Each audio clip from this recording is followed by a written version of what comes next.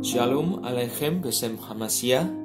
Salam damai bagi kita semua di dalam nama Sang Kristus. Hari ini Selasa tanggal 22 November tahun 2022, kita memasuki kalender liturgi hari biasa, minggu biasa ke-34. Hari ini juga merupakan peringatan wajib dari Santa Cecilia, seorang perawan dan martir. Bersama saya Sulistiawan dari Stasi Santo Yosef, Paroki Santo Stefanus Surabaya, mengajak Bapak Ibu dan saudara-saudari yang terkasih untuk mendengarkan sabda Tuhan serta merenungkannya. Dalam nama Bapa dan Putra dan Roh Kudus. Amin.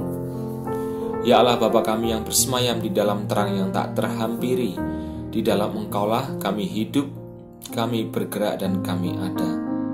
Oleh sebab itu kami panjatkan puji syukur serta terima kasih atas segala berkat maupun kasih karunia yang senantiasa Kau curahkan ke dalam hidup kami, sehingga sampai detik ini kami masih Kau perkenankan untuk hidup, agar kami boleh bertobat dari segala kesalahan dan dosa-dosa kami.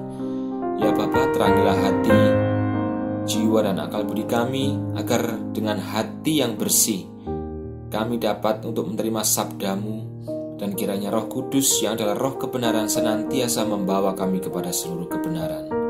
Doa ini kami haturkan dalam hadirat-Mu dengan pengantaran Yesus Kristus Putra-Mu, yang bersama Dikau dalam persatuan Roh Kudus, Allah yang hidup dan berkuasa sepanjang segala masa. Amin. Semoga Tuhan beserta kita sekarang dan selama-lamanya. Inilah Injil Yesus Kristus menurut Lukas. Dimuliakanlah Tuhan. Lukas bab 21 ayat 5 sampai dengan 11.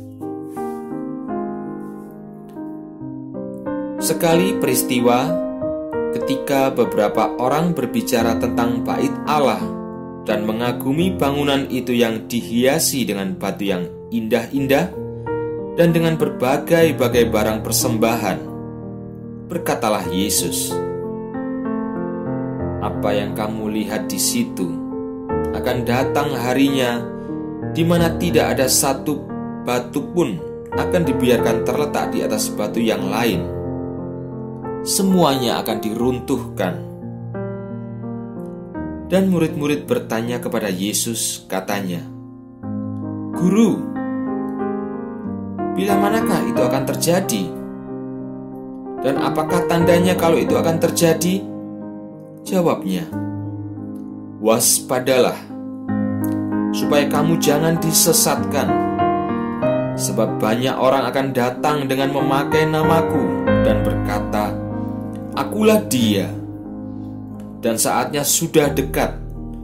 Janganlah kamu mengikuti mereka. Dan apabila kamu mendengar tentang peperangan dan pemberontakan, janganlah kamu terkejut.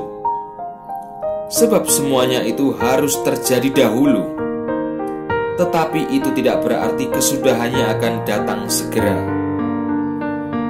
Ia berkata kepada mereka, "Bangsa akan bangkit melawan bangsa, dan kerajaan melawan kerajaan, dan akan terjadi gempa bumi yang dahsyat, dan di berbagai tempat akan ada penyakit sampar dan kelaparan, dan akan terjadi juga hal-hal yang mengejutkan dan tanda-tanda yang dahsyat dari langit."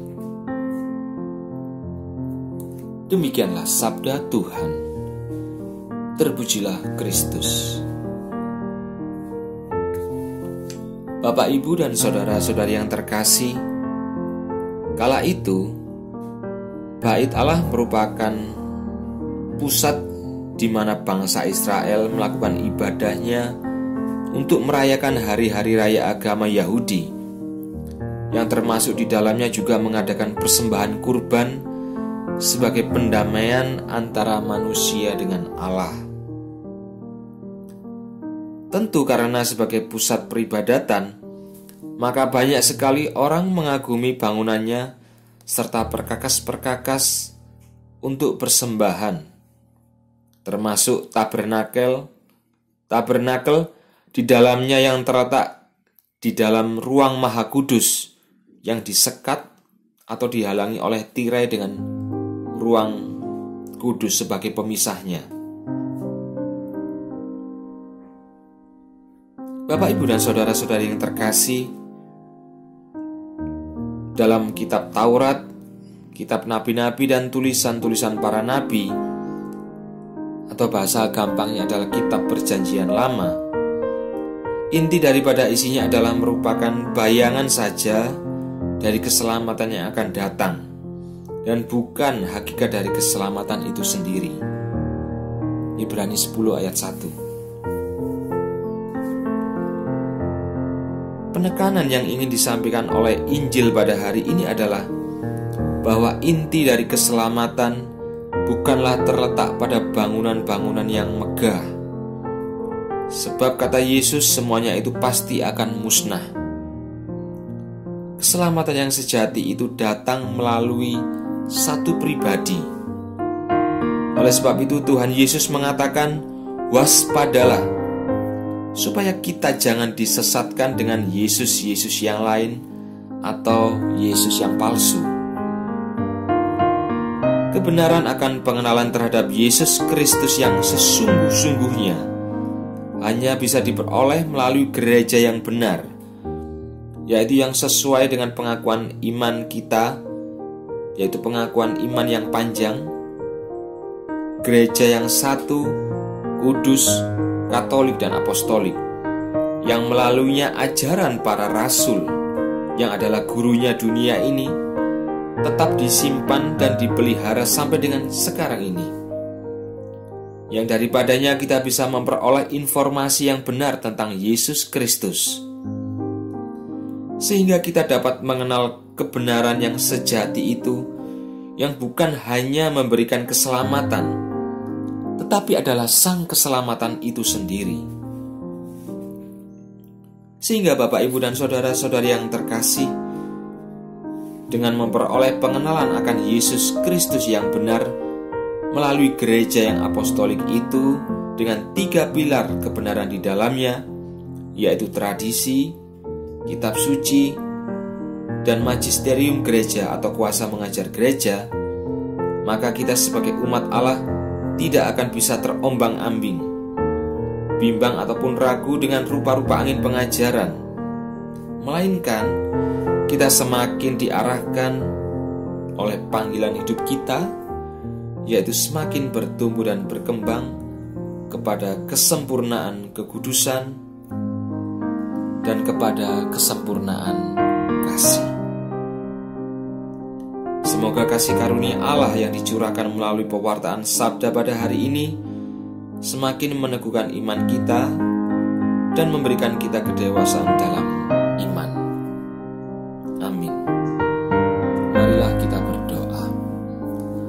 Ya Allah Bapa yang Maha Rahim, terima kasih atas sabdamu yang telah kami terima pada hari ini. Kiranya Roh Kudus yang adalah Roh kebenaran senantiasa membawa kami kepada seluruh kebenaran firman-Mu. Dan kiranya perjalanan persiaran kehidupan pada hari ini kami senantiasa diterangi, dibimbing dan dilindungi oleh Roh Kudus, sehingga hidup kami selalu diarahkan oleh firman-Mu yang telah kami terima pada hari ini. Maka dari itu Allah Bapa yang Maha Kuasa, seluruh doa, permohonan maupun harapan kami umat-Mu, kami haturkan dalam hadirat-Mu dengan pengantaran Yesus Kristus Putra-Mu, yang bersama Dia dan dalam Dia, bagi-Mu Allah Bapa yang Maha Kuasa, dalam persekutuan dengan Roh Kudus, segala hormat dan kemuliaan sepanjang segala masa. Amin. Dalam nama Bapa dan Putra dan Roh Kudus. Amin.